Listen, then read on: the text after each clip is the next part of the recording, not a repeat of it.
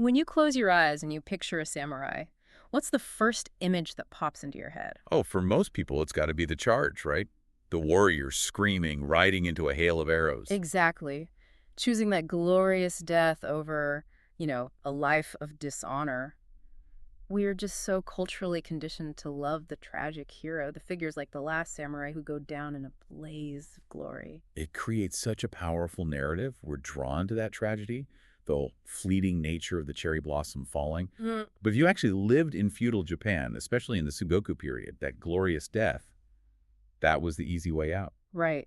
And that's why today we aren't talking about the guys who died beautifully. We are talking about the man who did something infinitely harder. He survived. He survived, and he didn't just survive, he won. We're talking about the ultimate survivor, Tokugawa Ieyasu. If you've been watching the show Shogun, you'll know him as the model for Lord Toranaga. But the real historical figure is, well, he's so much more complex than any fiction could possibly capture. This is the man who looked at a Japan that had been bleeding itself dry for a century and just said, enough. He established a peace that lasted for over 250 years. And to really grasp the magnitude of that, you have to understand the competition. Ieyasu wasn't operating in a vacuum. He was the third of the so-called three great unifiers. The big three. You've got Oda Nobunaga, who is this terrifying, brilliant disruptor. Then you have Toyotomi Hideyoshi, the peasant, who somehow became the supreme ruler of Japan. And then you have Ieyasu. And there's that famous Zen proverb, right? The one about the bird that wouldn't sing, which supposedly describes their personalities perfectly. It's a classic. Nobunaga says, if the bird doesn't sing, kill it. Brutal. To the point. Hideyoshi says, if the bird doesn't sing, I'll make it sing. Okay, a bit more creative, a bit more forceful. But Ieyasu, he just says, if the bird doesn't sing, I'll wait for it to sing. And see, that's where I think people get the wrong idea about him. They hear wait, and they think he was passive. They imagine him just sitting on his porch, sipping tea, while everyone else is out there killing each other. But looking at the sources, that interpretation is it's completely wrong. Totally wrong. It is. Iyasu's waiting wasn't inactivity, it was a weapon. There's another saying, the one about the rice cake of the realm, or tenkamochi. Right. Nobunaga pounds the rice cake. Hideyoshi needs it. And in the end, Ieyasu sits down and eats it. Which, again, sounds like you just showed up for dessert. Yeah, it sounds like you got lucky. But our mission for this deep dive is to unpack exactly how he managed to eat that rice cake without choking on it. Because this wasn't luck. This was a masterclass in psychology and logistics and in knowing exactly when to lose a battle in order to win a war. And if we really want to understand that almost supernatural patience, that ability to endure the unendurable, we have to start at the very beginning. We have to look at his childhood. We do, because calling it rough is probably the understatement of the century. All right, let's get into section 1 here. The boy who is everyone's prisoner. Ieyasu is born in 1543, and his original name is Matsudara Takekyo. Right. And his father is a minor lord, Matsudara Hirotada. And if you just look at a map of their territory, you can see the problem immediately. It's a nightmare location. It really was a geopolitical trap. The Matsudara lands were this tiny buffer zone squeezed between two massive superpowers. To the west, you have the Oda clan Nobunaga's family, who are aggressive, they're expansionists. And in the east? The Imagawa clan. They're aristocratic, wealthy, incredibly powerful.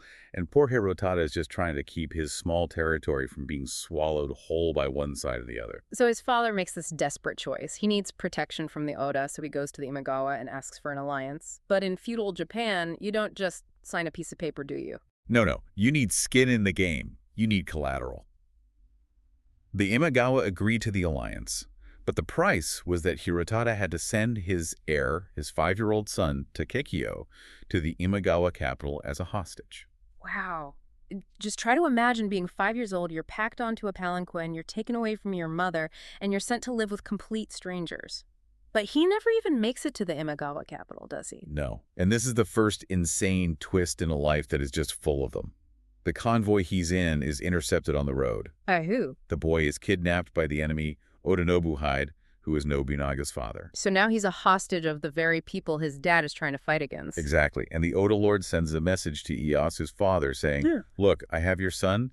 Break your alliance with the Imagawa and join me, or I will kill the boy. And this is the moment. This is what must have forged him. I think so, because his father receives this threat, and he refuses. He refuses, knowing they're going to kill his 5-year-old son. He sends a message back. He tells the Oda Lord, Go ahead. Kill him.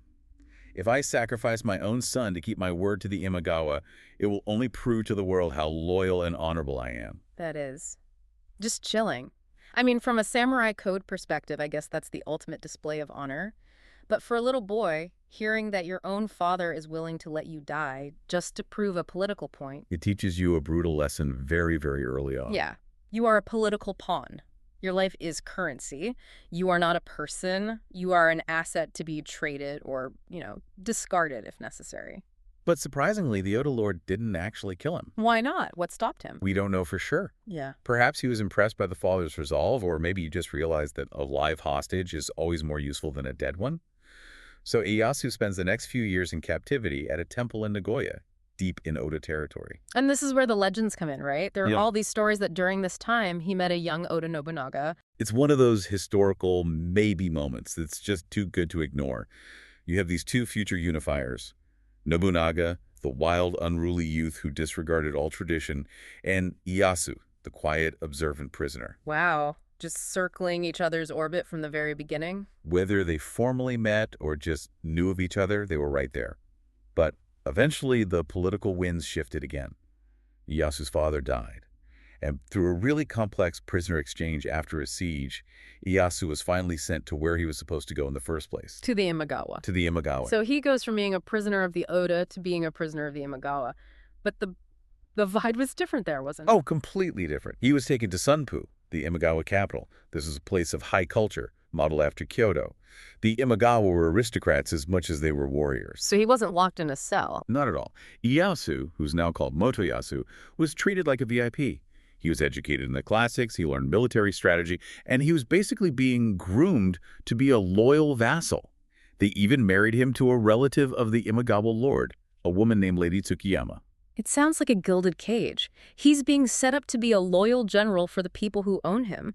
And for a while, it seems to work. He fights for them. He wins battles for them. He seems resigned to his fate as a subordinate. He really does. Until 1560. The Battle of Okehazam. This is the first major pivot point in his life, and you could argue it's the most important one. Okay, let's unpack that. Section 2, the pivot. So the Imagawa lord Yoshimoto, he decides it's time to finally crush the upstart Oda clan. He gathers this massive army, 25,000 men? At least, a huge force, and he marches west. And Ieyasu is part of this invasion. He is. He's commanding the vanguard. He's sent ahead to capture a fortress called Maroon, and he does it perfectly. He's a competent, loyal soldier. He captures the fort, and then he just waits for new orders. But while he's sitting there waiting, Oda Nobunaga pulls off the impossible. The surprise attack. The ultimate gamble. Nobunaga, with just a tiny force, uses a thunderstorm as cover to sneak up on the main Imagawa camp. He launches this lightning raid and kills Imagawa Yoshimoto himself. The head of the snake is cut off. Just like that. The invincible warlord is dead. The massive army just dissolves in panic and chaos. So Ieyasu is sitting in this captured fortress, and he gets the news. Now, the traditional samurai expectation here would be what? To march to his lord's death site and commit seppuku. Right, or to launch a suicide charge against the Oda to avenge his master. That's the honor play. That's what the tragic hero we talked about does. At Ieyasu. He looks at the board. He sees the Imagawa are headless and chaotic. He sees an opening. He retreats, not to fight, but back to his own ancestral castle in Okazaki. He kicks out the Imagawa garrison, and he locks the door. He declares independence. He reclaims his birthright. And then he makes the most pragmatic, cold-blooded move imaginable. He allies with the man who just killed his master. He forms the Kyosu alliance with Oda Nobunaga. It's purely transactional. It's like, you killed my boss, great, now I'm free, let's work together. But there's a massive complication. His wife and his young son are still back in the Imagawa capital. Yep, they are effectively hostages, and now he is a traitor in the eyes of the Imagawa. So they're furious. They are absolutely going to execute his family. Right. Ieyasu needs to get them out, but he can't march an army all the way to Sunpu, so he has to get creative. This is where we see the heist movie aspect of history. And this is where Hattori Hanzo comes into the picture, and I feel like we have to clarify here, pop culture has turned him into, like, a ninja wizard who can teleport. But he was a real guy, right? Oh, absolutely. He was a real samurai from the Iga region, a place famous for unconventional warfare. He wasn't casting spells, but he's basically running black ops. So what does Ieyasu have him do? He tasks Hanzo with a stealth mission. They infiltrate a castle held by the Imagawa, and they capture two high-ranking members of the Udono family, who are important vassals of the Imagawa. So he's kidnapping them for a prisoner swap. Exactly. Ieyasu then trades the Udono hostages for his wife and son. And it works. He gets his family back. So he's got his family back, he's got his alliance with Nobunaga, but things aren't exactly smooth sailing at home. We have to talk about the Ikechiki uprising, because this really tests his leadership style in a big way. The Ikechiki were a nightmare for every samurai lord. They were this coalition of militant monks and peasants, all united by a radical form of Pure Land Buddhism. And they didn't answer to feudal laws, did they? Nope. They answered to their faith. They controlled a huge chunk of Ieyasu's own home province, Mikawa. They refused to pay taxes, and they were heavily armed. And the really scary part for Ieyasu was that it wasn't just, peasants with pitchforks. Some of his own samurai started defecting to join the monks, right? Yes, and that was the real threat. Their religious loyalty was stronger than their feudal loyalty to him. Men he trusted, like Hana Masanobu, turned against him. It became a bitter, nasty civil war right in his own backyard. And Ieyasu fought on the front lines. I read there are records of bullets literally striking his armor. He barely survived. He did. But here is the key insight. When he finally wins, when he crushes the rebellion and burns their temples, you expect him to go full tyrant. You expect mass executions. Especially of the guys who betrayed him. Right. But he doesn't do that. Yeah. He displays this just terrifying level of rationality. He looks at the defectors, specifically a guy like Hana Masanobu, and he thinks, this man is a traitor, but he's also a brilliant strategist. And right now, I need brilliance more than I need revenge. So he forgives him. Just like that. He welcomes him back. And Hana Masanobu goes on to become Ieyasu's closest advisor, his right-hand man, for decades. That is a superpower. The ability to just suppress your ego, suppress your anger, and make the cold calculation that a live asset is better than a dead enemy. It's a theme we will see again and again and again with him. He turns enemies into tools. But just as he secures his base at home, he runs into a force of nature that he cannot manipulate. He runs into Takeda Shingen. The Tiger of Kai. Section 3. The Crucible. This is the Battle of Sekigahara in 1573. And honestly, this is the only time we see Ieyasu make a truly stupid mistake, and it seems to be born of pride. It was a complete disaster.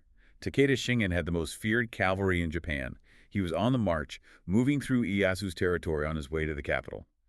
Ieyasu's advisors, and even Nobunaga himself, told him, do not fight him in the open. Stay in your castle. Let him pass. Wait him out. But Ieyasu doesn't listen. He rides out. He couldn't stand the idea that Takeda army just marching through his backyard without a challenge. He felt he had to prove himself, so he met them on the Sekigahara plateau. And the Takeda army absolutely dismantled him. It wasn't even a battle, it was a massacre. Ieyasu barely escaped with his life. There's that famous story that he was so terrified during the retreat that he actually lost control of his bowels on the saddle. And being Ieyasu, he later commissioned a portrait of himself looking miserable and defeated. It's called the frowning image, to hang on his wall and remind himself never to be that arrogant ever again. Wow. But the immediate problem was that he had fled back to Hamamatsu Castle with just a handful of men. The entire Takeda army was right behind him. He had no troops to man the walls. He was trapped. So he pulls the empty fort strategy. This is straight out of the Chinese classic romance of the Three Kingdoms. It's the ultimate bluff. It is. He orders the castle gates to be flung wide open. Wow. He orders huge bonfires to be lit in the courtyard. And then he orders a musician to sit up on the ramparts and beat a large war drum in a slow, steady, calm rhythm. I mean, imagine the psychological pressure. You are completely defenseless, and your only shield is a bluff. The Takeda generals arrive at the castle. They see the open gates, they hear the calm drumming, and they completely overthink it. They think it's a trap. They think, this is too easy. It has to be a trap. The courtyard must be a kill zone filled with muskets and archers. So instead of storming in and ending Ieyasu's life right then and there, they make camp for the night to be cautious, and Ieyasu survives. He learned caution the hard way. But survival in this era required more than just clever bluffs. It required sacrifices that, well, they make your stomach turn. We have to discuss the Nobuyasu incident in 1579. This is the darkest chapter in his life, without a doubt. Ieyasu's powerful ally, Oda Nobunaga, begins to suspect that Ieyasu's wife, Lady Tsukiyama, and his eldest son and heir, Nobuyasu, are conspiring with the Takeda clan against him. Okay, but was there any truth to it? Was it real? Historians are really split. Lady Tsukiyama certainly hated Nobunaga, and for some pretty good reasons, but whether there was an actual plot is debatable. In the end, it didn't matter to Nobunaga. He sent an order to Ieyasu. What was the order? Execute your wife and your son. Just like that. An order? This is the ultimate test. If Ieyasu refuses, the alliance with Nobunaga is broken, the Oda army will invade, and the Tokugawa clan will be wiped out. And if he agrees, he has to murder his own family. Most men would have fought. Most men would have chosen honor and died protecting their family. But Ieyasu chose the clan. To preserve the house of Tokugawa, he ordered his wife to be beheaded, and he ordered his son, his own heir, to commit seppuku. I just cannot wrap my head around the coldness, the sheer calculation required to do that. It permanently proved his loyalty to Nobunaga for sure, but it must have just hollowed him out as a human being.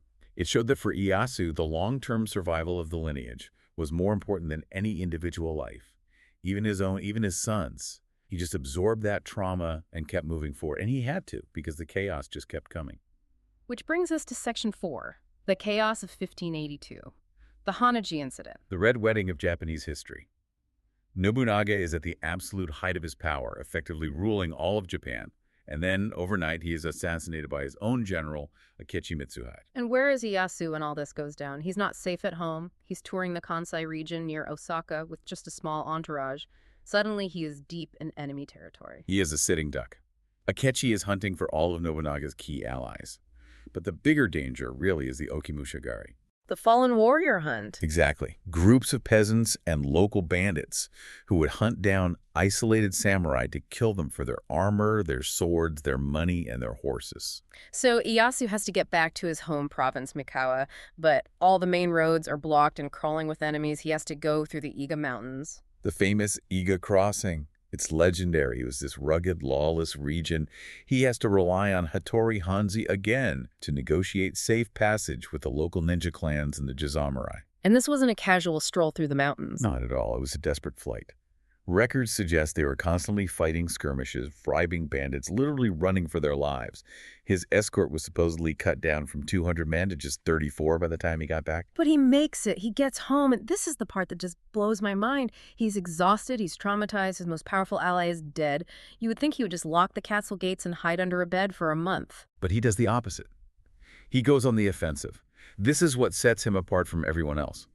He immediately realizes that with Nobunaga dead, and the Takeda clan having been previously destroyed, there is a massive power vacuum in the eastern provinces of Kai and Shinano. While everyone else is panicking or mourning, He launches the Tenshu Jingo campaign. he grabs the land while no one is looking. He turns a crisis into real estate. He expands his power base significantly, and that extra land, that extra power, gives him the weight he needs for the next big phase. The dance with Toyotomi Hideyoshi. Right. Section 5, Nobunaga is gone. Hideyoshi rises from the ashes to take his place. And eventually the two biggest players left on the board, they have to butt heads. This leads to the Battle of Kamaki and Nagakute in 1584. This is a really fascinating conflict because on the battlefield, Ieyasu actually wins. His tactics are superior. His generals, like the famously fierce Honda Tadakatsu, completely outmaneuver Hideyoshi's troops. So Hideyoshi realizes something important. He realizes he can't crush Ieyasu militarily, not without bleeding his own army dry and maybe losing. But Hideyoshi has the resources. He controls the rest of Japan. He can afford a stalemate. Ieyasu can't. Exactly. So Ieyasu does the math. He realizes that winning a few battles isn't going to win him the war. So he submits. He swallows his pride again and bows his head to Hideyoshi. He accepts the role of a vassal to avoid the complete destruction of his clan. And Hideyoshi, being the shrewd operator he is, decides to handle Ieyasu with a very specific, very clever strategy. He gives him a gift. The transfer to the Kanto region. It's one of the greatest political traps in history. It really is. Yeah. In 1590, Hideyoshi finally conquers the Huju clan in the east. He turns to Ieyasu and says, "Look, I'll give you all these new Huju lands, the entire Kanto region. It's huge, much bigger than what you have now. But in exchange, you have to give up your ancestral home of Mikawa." It looks like a promotion, but it's actually an exile. Precisely. Hideyoshi is moving Ieyasu hundreds of miles away from Kyoto, the center of politics. He's dumping him in what was then a rustic, swampy backwater filled with angry Hosh loyalists who might rebel at any moment. He thinks he's burying Ieyasu in a sandbox so he can't cause trouble. And Ieyasu just smiles, bows, and says thank you very much. And he moves his headquarters to a small, insignificant fishing village called Edo. Which, of course, a few centuries later becomes Tokyo. Ieyasu saw what Hideyoshi missed, didn't he? He absolutely did. He saw that the Kanto Plain is the largest single agricultural area in Japan. If you could drain the swamps and control the floods, which Ieyasu immediately started doing with massive civil engineering projects, you could grow more rice than anyone else. And in feudal Japan, rice is money. Rice is money, and rice is military capacity. So while all the other lords are bickering in Kyoto or bankrupting themselves fighting in Hideyoshi's disastrous invasions of Korea, Ieyasu is quietly off in the corner, building a nation-state. He literally won the empire by retreating. He isolated himself to build strength, and then he waited. He just waited for nature to take its course. He waited for Hideyoshi to die. Which he eventually does in 1598. And just like that, the power vacuum is back. Hideyoshi leaves behind a 5-year-old son, Hideyori, and a council of 5 powerful elders who are meant to protect him. And Ieyasu is by far the most powerful man on that council. Almost immediately, the country splits into 2 factions. You have the Western Army, led by the bureaucrat Hide Mitsunari, who is fighting to protect the Toyotomi heir. And on the other side, The Eastern Army, led by Tokugawa Ieyasu. and this all leads us to Section 6, Sekigahara, the decisive battle, October 21st, 1600. It is the largest samurai battle in Japanese history. We were talking about maybe 75,000 men on Ieyasu's side versus roughly 120,000 on the western side. And it happens on this foggy morning in a narrow valley. On paper, Ieyasu is seriously outnumbered. He should lose. He should. But battles aren't just fought with spears, they're fought with letters.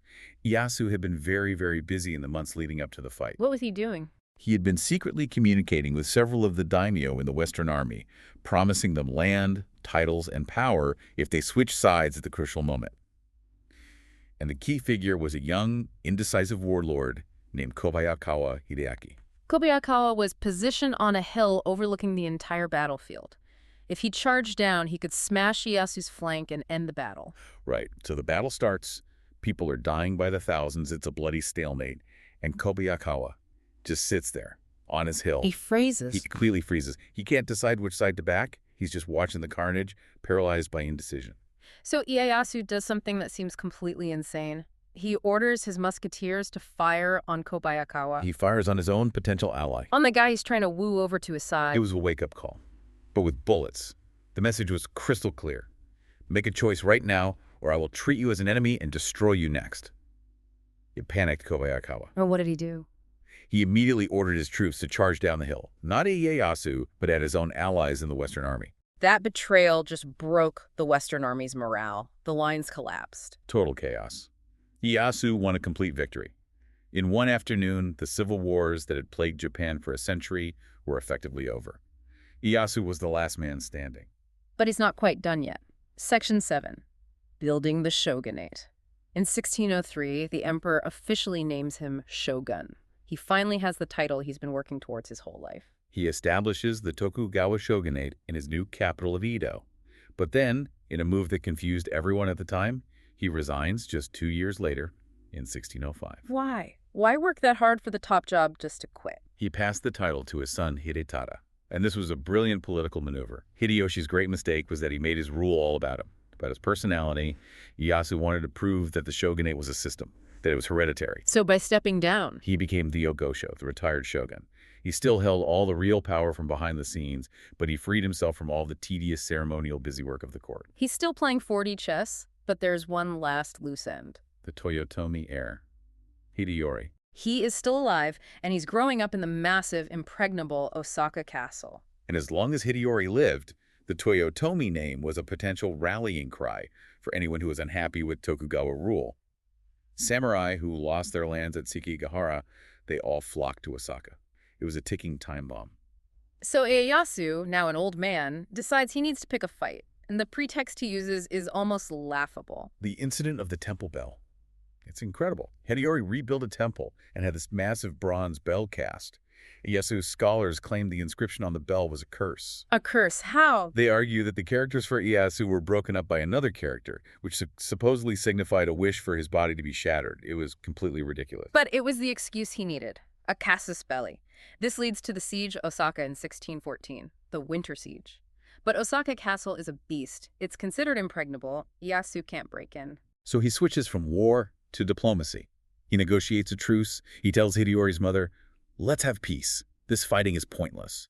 And as part of the peace deal, he says the Tokugawa troops will help fill in the outer moats of the castle, just as a sign of good faith, to demilitarize the zone. Fill in the moats. It sounds like a reasonable landscaping project. Right. But Ieyasu's men didn't stop at the outer moats. They kept working. They filled the inner moats. They tore down the ramparts. They worked day and night. By the time the Toyotomi realized what was happening, the strongest castle in Japan had been turned into a defenseless house on a hill. That is the ultimate dirty trick. But it worked. When hostilities inevitably resumed the next summer, the summer siege, the castle fell easily. Hideyori committed seppuku. The Toyotomi line was extinguished. The last threat was finally gone. Ieyasu was 73 years old. He had finally eaten the whole rice cake. The board was clear. Let's move to Section 8. What did he actually do with this total, absolute power? He built a prison. A very comfortable, very stable, very peaceful prison. He looked at why Nobunaga and Hideyoshi ultimately failed. Their systems were too volatile, too dependent on one man. Ieyasu locked everything down. He reorganized all the daimyo, right? The feudal lords? Yes. He created a class system based on loyalty. The Fudai were the lords who had supported him before Sekigahara. They got all the strategic lands and the important positions in government. And the ones who joined him later. The Tuzama, the outsider lords. They were pushed to the edges of the map. They were kept rich enough to be quiet, but they were placed so far away that they could never threaten Edo. And his successors later instituted the Senkin Kotai system, forcing them to spend every other year in Edo, basically draining their money on travel so they couldn't afford to build armies. Exactly. And he also locked down foreign policy. This brings us back to Shogun and the character of Blackthorn. The real man was William Adams, an English pilot who washed ashore in Japan. And Ieyasu actually liked him, didn't he? He was fascinated by him. Adams became a close advisor on things like shipbuilding and geometry. But more importantly, Adams explained to him that the Catholic powers, Spain and Portugal, had colonial ambitions. He explained that where the missionaries went, the armies often followed. And this just confirmed Ieyasu's suspicions. He saw Christianity as a political threat, a loyalty to a foreign pope over a loyalty to the shogun. So he pivoted.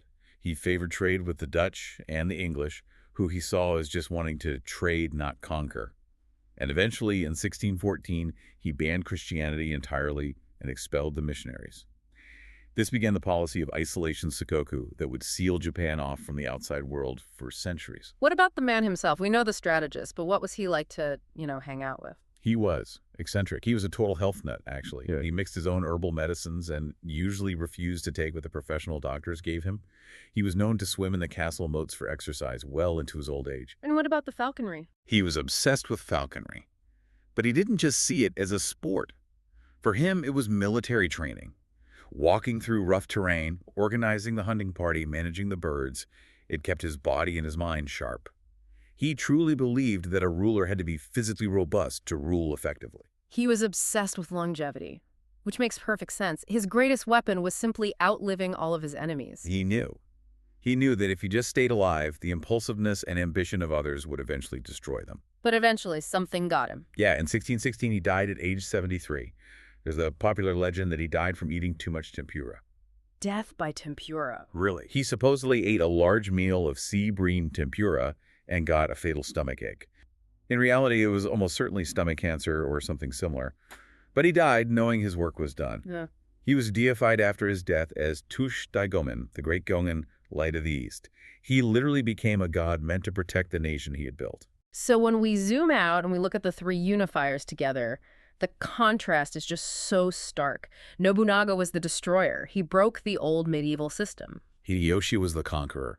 He forged a new shape for the country with his charisma and ambition. But Ieyasu, he was the architect, the builder. Nobunaga had genius, but he was reckless and impulsive.